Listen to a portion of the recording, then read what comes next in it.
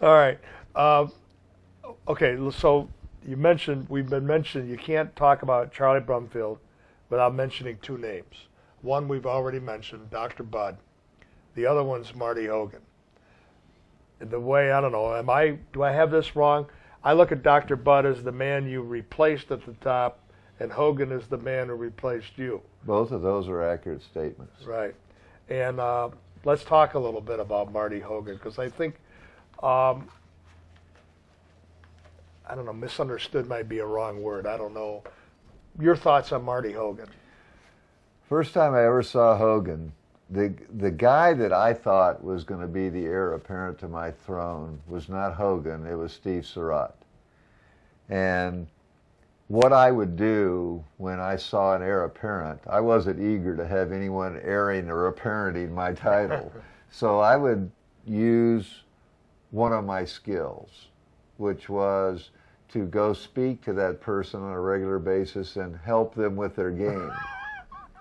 So I spent a lot of time working with or on Steve Surratt to magnify the chances that I would remain in my accustomed position. Surratt was an amazing athlete and is in the Hall of Fame now. He was probably the most exciting player I ever saw at any time, anywhere. He was just unbelievable, and he could hit the backhand harder for that equipment, trying to determine what it would be like with today's equipment than anyone I ever saw. Right. He was fast, big, and strong, and so I was taking the position that, just like basketball, the athletes were becoming faster, stronger, and bigger, and this is the prototype. Well, I had an extraordinary series of wins against him. It was like 25 out of 26 or so when we finished our careers together. Hogan could hit shots. He was impervious to any strategy.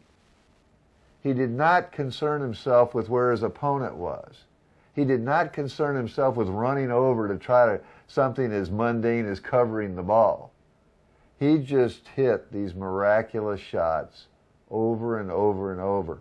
So I'm going, man, this guy could be pretty formidable. Well, when this war started, one of the adjuncts of the war was to separate the pros into two different leagues. So Surratt and Keeley went in one league, and I and Stranamo and others were in another league, and I got a guarantee to play each tournament. It wasn't much, but it was $1,500 or whatever. And Myron Roderick was running the tour that I was affiliated with. And so obviously... Was this the old IRA versus the U.S.? The NRC. NRC, that's it. And obviously Roderick was really concerned that I not dog it, because if I didn't make the semis, I didn't cover my guarantee. And he'd have to end up paying somebody else more money than I should have earned myself. Well, one of the first tournaments, I'm playing this little kid, Marty Hogan. And he couldn't have been, he's probably 15 or 16. Was this Vermont? No. That's a way later. Oh, okay. And he comes in there, this little tyke, and he beats me 21-10. And Roderick is there, and he runs down the stairs, and he's this wrestling champ. Yeah. I come out of the court, he shoulders me into the corner, and he goes, that little twerp had better not beat you in these next two games. So somehow I squeaked it out, but that was the first shot heard around the world for me, because I knew that I had missed my chance with this kid, and that he was going to be shortly replacing me at the top. Right. So that's my first thinking about him. The guy is really, if you want to know a broad brush view of what I think he's the best athlete that racquetball has ever produced. When he competed in the World Superstars in the 70s, if you ever get a chance to look at him racing Moses Malone in the 440 and diving into the cinders so that he could get his head across the way in, I mean, he did things. He came in second in the World Superstars. All of these pro athletes, for big money, he came in second. Right. And the only reason he didn't win was because he capsized in the boat race and didn't realize that if he'd have just walked to the end of the pool, he would have gotten points that would have put him in at number one. There's no one now, and probably won't ever be anybody as good an athlete as that kid is and was. Right. And now, if you're asking, does he have enemies in the sport? Is that the direction you're directing? No, the I didn't question? ask that, but Okay. I've heard he does. Oh, you have?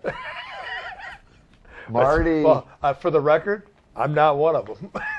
Marty, at his peak, had an interesting attitude regarding his opponents. For instance, there were none. Right. So you ask Marty, who was he playing in the semis? And I don't think he was kidding. He said nobody, absolutely nobody. And what you need to understand about Hogan is my estimation of the amount of effort he put into championship matches was probably on the average of 50 or 60% of what he could have done. He was so far above the field.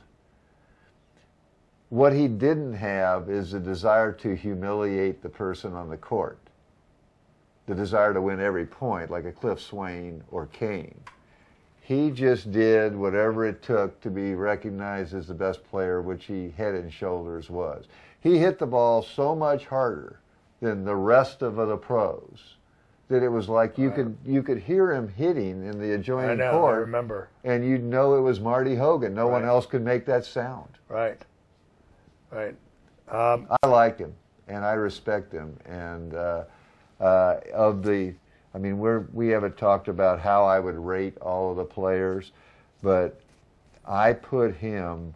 I think there have been three truly great players in racquetball, going across the generations and equipment. It's difficult, as you know, when you're reaching back or forward. But Marty Hogan, Cliff Swain, and Kane are true great players. Right. Right. The women's game. Now, the women, we've been talking about the men's game, and for the fans, the women's pros, how did that evolve? Did it evolve with the men's pros at the same time, or? During my career, the women pros played, for the most part, in the same tournaments as the men pros.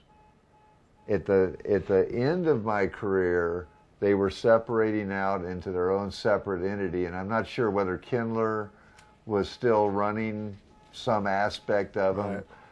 But the women pros separated out, and there's a long string of super players that have played in the women's division as well that are certainly worthy of the term great.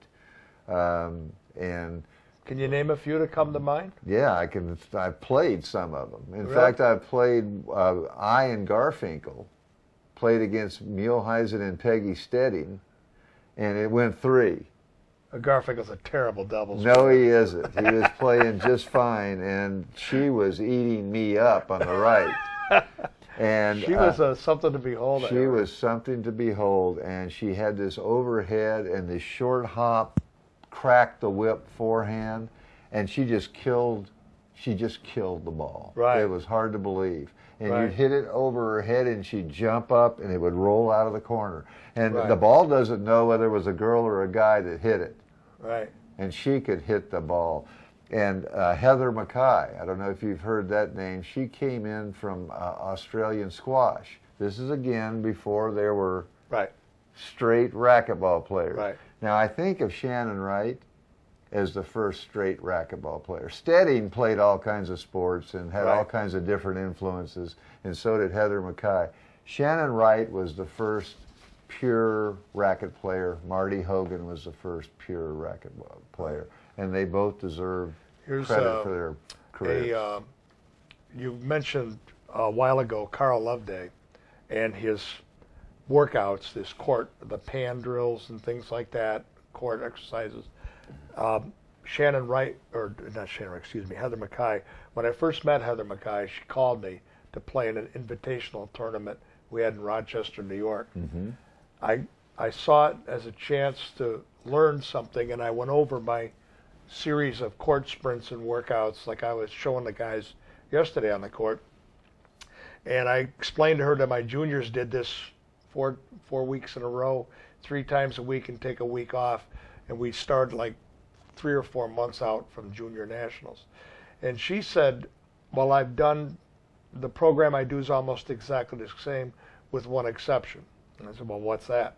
Well, I've done those 3 days a week, every week since I was 16, and I've never missed a week. And at that time, she was in her early or mid-30s. Well, her legs were something to behold. Yeah. She could move like no woman I've seen.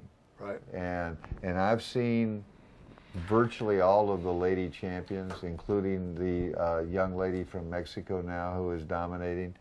Heather Mackay was more robust. Right. And her ability to control her body on the stretch than any I mean, man or woman. She was super conditioned. Right. And she made 0 errors. When you go in with an opponent, right, with that old equipment that made no errors and covered every ball, right, there was going to be some serious slapping before you got a win. And she was great. Now, Lynn Adams is a great player. She was smart. She was determined almost to the edge of ruthlessness. She was a great striker of the ball. She had one of her ex-boyfriends to help her, coach her, right, Jim Carson. right, And he was a brilliant tactician. Dr. Mielheisen helped her. right. And she took all of that information in and made it into a symphony of great play. Right. She was a superb player. I had occasion to watch her and Heather play at some of their wars. Okay, so to continue, I have a question for you. Now, it seems to me, I remember this, I'm out in the hinterlands, I'm watching this from afar. I don't know you, I don't know Marty other than just meeting you both briefly, but I watched Hogan dominate. Towards the end of your career, I saw an unbelievable tournament. It seems to me it was in Seattle or Portland, somewhere in the Northwest. You surprised the racquetball world with a victory over Marty and beat him. Am I correct? In 1978, and it was in Portland, I did beat Hogan. And after he had beaten you a bunch of times. He had beaten me a bunch of times, and that led into the Nationals at Lemon Tree in Detroit, which that famous Neiman picture is from. So when we started that tournament in Detroit, Hogan was just a significant heavy favorite, but he had blown the 2 previous Nationals. He had lost to me in '76 after beating me 21-2 in the second game. He had lost to Bledsoe in '77, and now he's winning everything else, overpowering the field. And then we're in '78, and Chuck Levy, who used to write these predictions, I think mine was "No more miracles" was his quote with right, regard to mine, and I was having some substance abuse problems and what have you subsequent to '76, which had radically reduced my effectiveness as a player and my attitude as a human being. But that's an aside. We get into the tournament, and it was expected that I would lose early, but I didn't. And so he inexorably moved toward the finals, and I was able to make the finals in a controversial win over Mike Yellen, who was just reaching superstar status. And there were a number of episodes in the Yellen match that are, I understood, formed the genesis of the claim that Drake had paid off the referees so that Hogan wouldn't have to face an Echelon player, Yellen, in the finals. I was offended by that because even though both Hogan and I were Leach players. Hogan was Drake's future meal ticket. And he did not want Hogan to lose to an Echelon player or any other Leach player, most particularly Charlie. Because there was a bunch of scuffling going on there with the players' union and all these people trying to get their hands in the cookie jar that Drake and Kindler would have preferred remained exclusive to their use. Anyway, we get into the Nationals, and I ended up losing to Hogan in that tournament, but I should have won it. In the finals? In the finals. I had Brum's Bums in the front row, drunk as skunks, with the Brum's Bums shirts on it, and Hogan blew me out. He had crushed Benny Colton in the semis in 5 minutes, and I had gone 3 hours with yelling. Then, when we got into that final match, he was fresh and hammering the ball, and he was eager to get the distaste of having lost those national titles, because in those days, there was no point total. Right. That was another implement engineered by Drake, because everyone knew that when it was absolute nut-cutting pressure time that I could win. Didn't mean I would win, but I was an extraordinary pressure player reaching down into the soul. And Hogan hadn't yet proved that. He'd been coasting along with his power and his tremendous athleticism. But when it got into the only tournament that really counted in those days was the Nationals, and he hadn't performed. He'd lost to me, he'd lost to Bledsoe, and here he was again in the finals against the No More Miracles Brumfield. So everyone expected, they played Rocky over the loudspeaker when I came in because I was that big of an underdog against Apollo Creed. And that was so long ago. ago. Were you there for that? I wasn't there for the finals, but I was at that tournament. I got there. One of the things that I remember about it that was interesting was that was when Bledsoe and Shannon had left the fold, Wilson, so to speak, and they were with Dave Wilson. Peck was coming up then, that tournament also. And Wilson put a big blimp over the club that said, "Go Davey and Shannon." And I remember that both of them lost in the first round, and the representative from Wilson shot the blimp down. But I'm playing Hogan in the finals, and I lose the first. And really, it was just a blowout as usual. Hogan was blasting the ball. The courts were really tough to play on. They were very difficult to see, and he was hitting the splat and everything. But in the second game, I started to slow the ball down and to change. That's one thing that I did do that some of the other champs didn't. They played their game and they won or lost with it. I had 15 different games that I could win or lose with, and I tried to win with them. I can't wait to talk about that when we get to technique. So I got in there, and I began to win points, and the bums were getting drunker and drunker, and I somehow closed right down to the edge. And there was this one play where Hogan, who never ran and never tired, I took a ball on my backhand and drove it cross court, and he did one of these things like this that reminded me at that very moment of George Foreman after Ali had hit him and he was falling to the ground as he's running across. That's what it looked like. And I'm going, this guy's tired. I'm going to win this tournament. And he hit this. This was in the middle of Loveday changing my technique. He had changed my one grip offense into a two grip offense where I had a stronger grip, more like what Dave Peck taught. Hogan was like walking out the door. He hit this plumb sidewall, front wall, and I'm stepping over to change my grip, and I hit the thing right into my foot at 20. I've got a plumb, and there's no way I can see him regrouping with that previous two losses and seeing the third one right up close and personal. And I hit that in the floor, and he came in and he aced me 2 or 3 times and hit a freak ball overhead, and it was over. And to this day, I rue how in the world could a competitor or player of my caliber not have hit the front wall, which I now refer to as the rule of 400. Anything I would have hit, and I believe I'd have won that Nationals. But that was his first win. Right. And he deserved it. Why is it the rule of 400? Could you explain that? There's 400 square feet on the front wall. Your opponent is your opponent.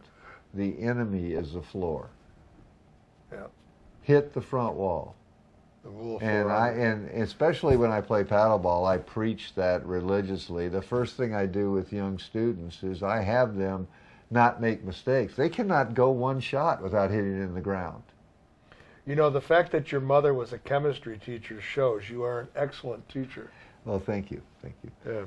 All right.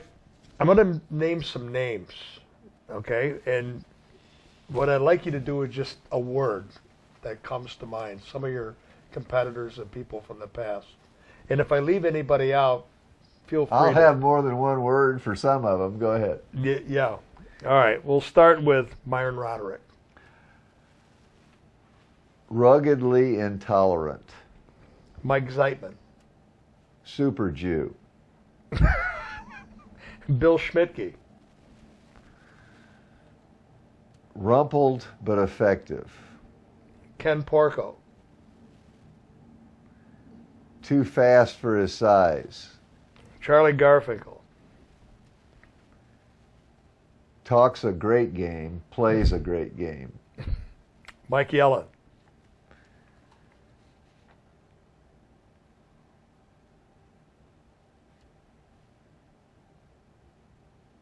Best coach player in history. Dave Peck. Meanest player I ever played. Jerry Glacier. Number 2 cheater of all time. Steve Stranovo. He's in your jock. Lynn Adams. Bordering on ruthless. Peggy Stedding. Beehive haircut. Substitute waitress at a truck stop. Superb champion. Shannon Wright. First woman racquetball player. Randy Stafford. Elegant gentleman, fine player, great businessman. Chuck Levy. The only honest person in a room of dishonest people. Dr. Bud Muehlheisen.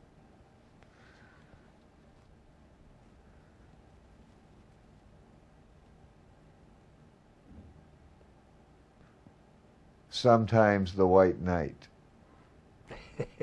Steve Keeley.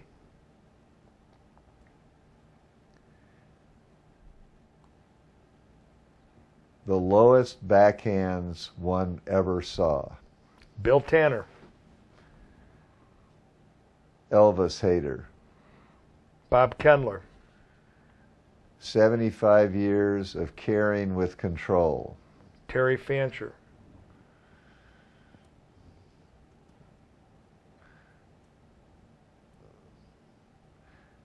Living in discomfort with money. Dan Bertolucci. The hardest job in the world is working for Drake while not working for Drake. Mike Luchu. Smoking in the shower after killing every ball. George Rudich. One flew over the cuckoo's nest. Jay Jones. Captain Kirk's double and the best server in the country. Rich Wagner. Smoothest, fastest player before Emmett Coe. Greg Peck. Not his older brother. Brett Harnett.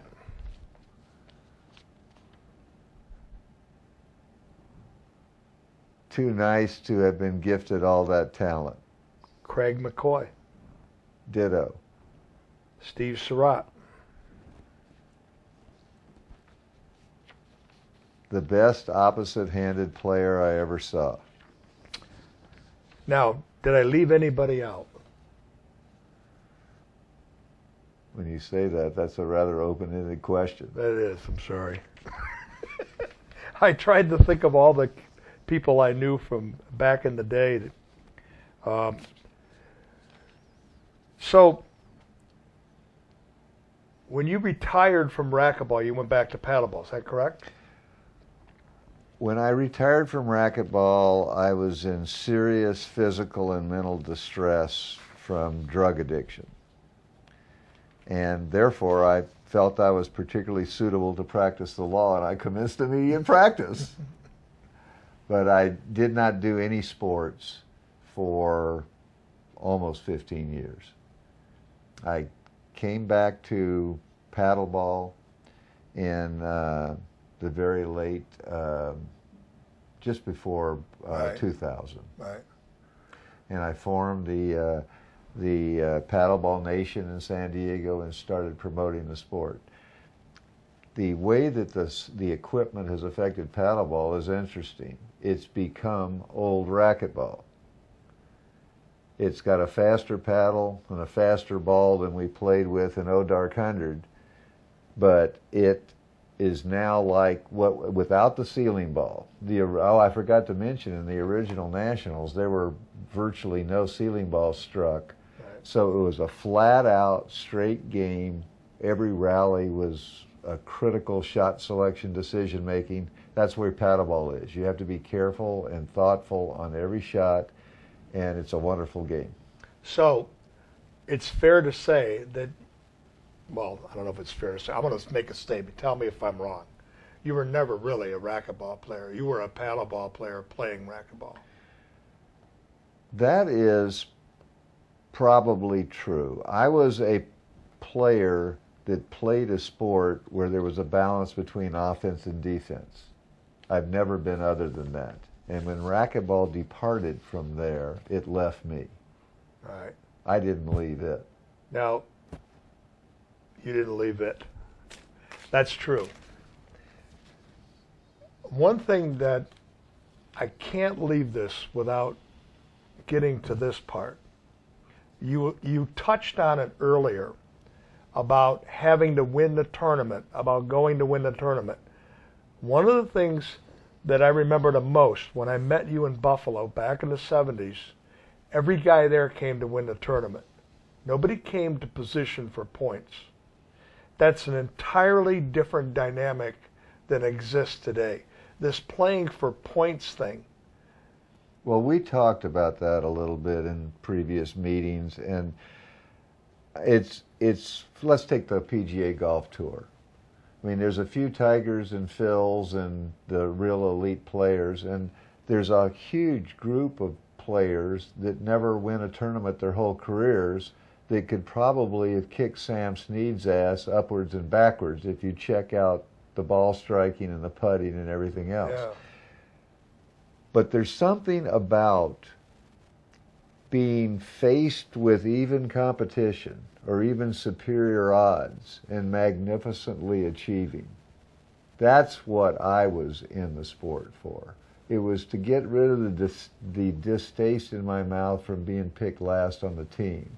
I wanted something magic and magical over unsurmountable odds or insurmountable odds. I wanted to be put in that position, and those are the matches that I look forward to. I hated playing matches I was supposed to win easily because I knew I could lose. I just didn't want you to know that I knew I could lose. So, okay, you're more than just a champion, though, that is trying to win. Your passion for the game, your passion is unbelievable to me. Well, there's no doubt about that. Marty Hogan, who's been a lifelong friend, had indicated that to him I was the best competitor in the history of racquetball. And I texted him later thanking him for all the accolades, and he took some poetic license in saying that I was this, you know, the best racquetball player and what have you. But what I wrote back to him is I said, I was watching you and Swain today to pick up some extra tips for our first match in the afterlife. So I'm not quitting, ever. That said, you love to compete. Why? What drives Charlie Brumfield to compete the way you've competed all your life? I'm sorry to say it's not a pure motive. It's to get even with them. And you can put in whatever you want in that category. I want to get even. Why? Because of what I faced or perceived that I was facing as a youngster. Why? With a military father who said there's hunting dogs and kennel dogs and you, Charlie, are a kennel dog. And being in school and being dissed by all the kids and having all the pretty girls talking to the football heroes, and somebody's going to pay, just like I said before. So, and the unfortunate people that have done me no wrong. But Charlie, there's more to it than that. You wouldn't take an old fat guy like me on the court and be so gracious as you were yesterday, running them, and people like your friends at the club, I see, you're not just about a chip on your shoulder, your love of the sport. No, I do love the sport. I do love what I perceive the sport to be, and I mourn its absence when it isn't what I want it to be. There's no doubt about that. And I love helping people see the beauty in the sport, and the beauty always devolves down to a balance between offense and defense. It always will devolve down to what different elements can be brought to bear in this sport to allow you to win or lose a point. If it's just technical excellence and power, it's lost its way. All right. And that's all I have for the history of racquetball and Charlie Brumfield playing. Thanks. It's been all I expected and beyond. Thank you, Coach. You are a great champion. The passion you have for the game, I'm sure that is why it's translated. It hasn't gone unnoticed by people, and I can't wait to see you at the U.S. Open this year in 2013 and look forward to it. Thank you. Yeah.